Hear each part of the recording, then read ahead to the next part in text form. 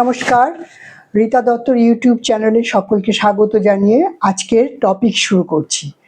আজকের টপিক হচ্ছে যে আলেকজান্ডার ও পুরু, যাদেরকে আমরা ইতিহাসে পড়েছি অনেক অনেক ছোটবেলায়, অনেক সিলেবাসে আমাদের এই গল্পগুলো ছিল। এই যুগে, আধুনিক যুগে, এই সময়কার আমার চোখে আলেকজান্ডার ও পুরু কাকে মনে করছি সেই বিষয় নিয়ে আপনাদের সাথে আজকের টপিক।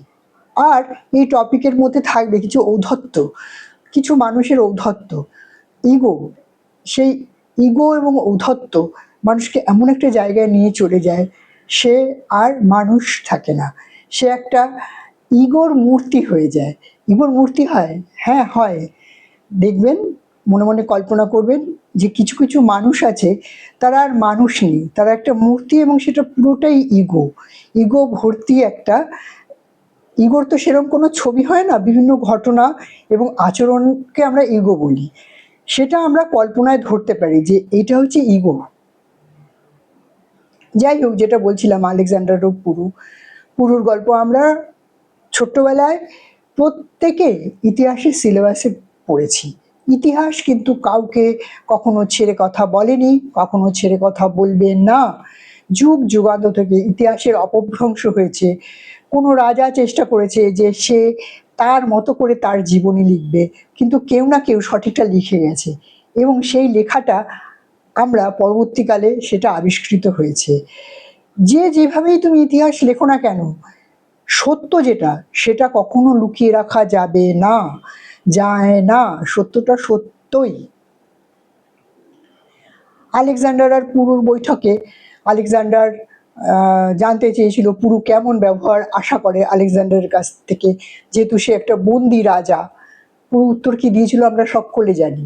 কি, একটা রাজার থেকে একটা রাজার যেরকম ব্যবহার পাওয়া উচিত, সেই রকম ব্যবহারই সে আশা করছে। না, এটা কোনো প্রচণ্ড কালিজায় তার ভীষণ সাহস, তা না।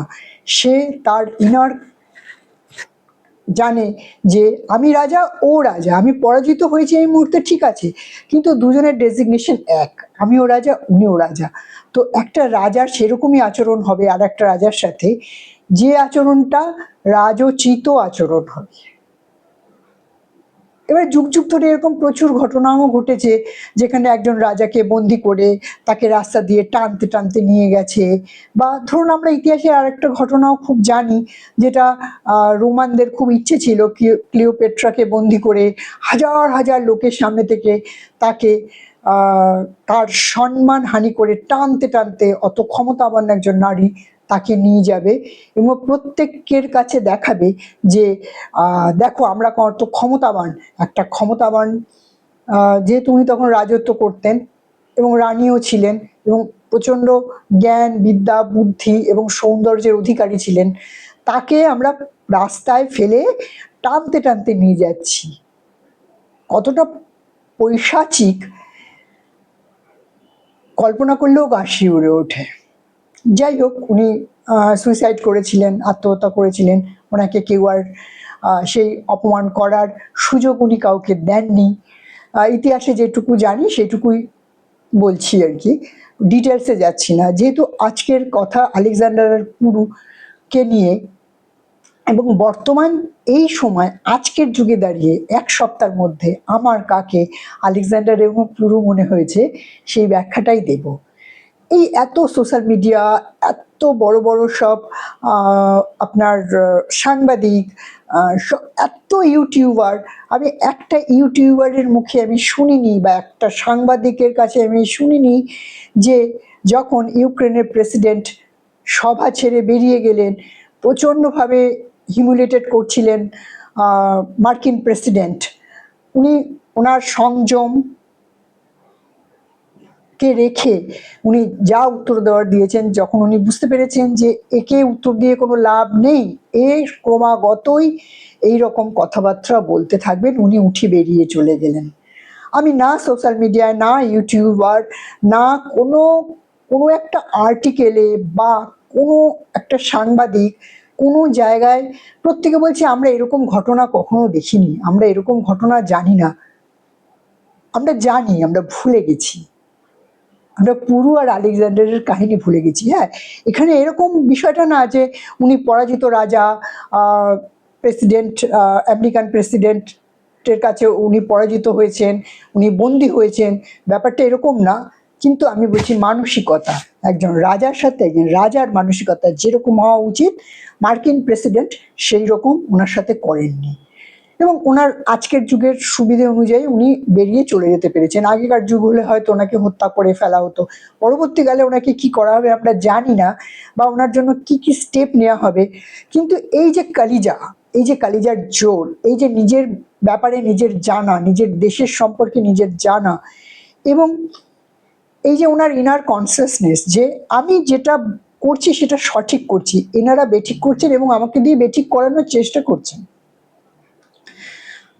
এবং আমার সাথে রাজার মতো ব্যবহার হচ্ছে না, তাই এই সভায় আমি আর পার্টিসিপেট করব না, আমি উঠে বেরিয়ে চলে যাব। আমরা কেউ বললাম না যে আমরা এরকম ঘটনা আগেও দেখেছি, এবং আমি আপনাকে বলছি ভবিষ্যতেও দেখা যাবে এরকম ঘটনা।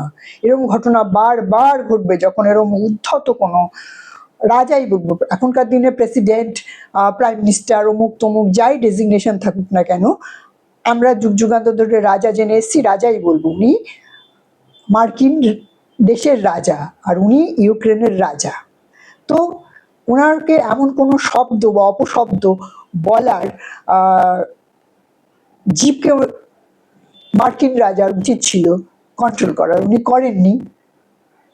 কিন্তু ইউক্রেনের রাজার যেটা করার প্রয়োজন তিনি সেটা করেছেন, উনি সভা ত্যাগ করে চলে গেছেন। এটা থেকে আমরা কি শিক্ষা পাই? আমরা এটা শিক্ষা পাই কোনো অন্যায়ের সাথে আপোষ নয়, কোনো অন্যায় বা কোনো অন্যায়মূলক কোনো আচরণ যদি কেউ করে বসে বসে তার কথা শোনার কোনো প্রয়োজন নেই। হ্যাঁ, সে যে অবস্থাতেই থাকুক, সে যত বড়ই যাই হোক না কেন, সেই সময় সেই স্থান ত্যাগ করাটা জরুরি। ওনার বসে বসে ওনার ওই ঔদ্ধত্যপূর্ণ কথা শোনার কোনো যুক্তি নেই। আর একটা কথা কি জানেন তো, লোকে বলে না যে সুধার যা সুধার যা। হ্যাঁ, এই যে ঔদ্ধত্য, এই ঔদ্ধত্য প্রকাশ করার পর একজন যখন বেরিয়ে যাওয়ার সাহস পেয়েছে একজন রাজা, তখন এই ভদ্রলোক মার্কিন প্রেসিডেন্ট উনি যদি শুধরে যান, পরবর্তীকালে কারোর সাথে কথা বলার সময় যদি উনি ওনার এইরকম ধরনের লোকের সাথে কথা বলার সময় যদি উনি ওনার ডায়রেমে থেকে যদি কথা বলেন, তাহলে ওনার সম্মান বরকরার থাকবে। উনি হতে পারেন পৃথিবীর সর্বোচ্চ দেশের সর্বোচ্চ ক্ষমতাসীন ব্যক্তি, কিন্তু ওনাকেও কিন্তু কেউ বসিয়ে রেখে চলে যেতে পারে ওনার আজে বাজে কথার জন্য। কেউ না কেউ শুরু করবে, তো একজন শুরু করেছে।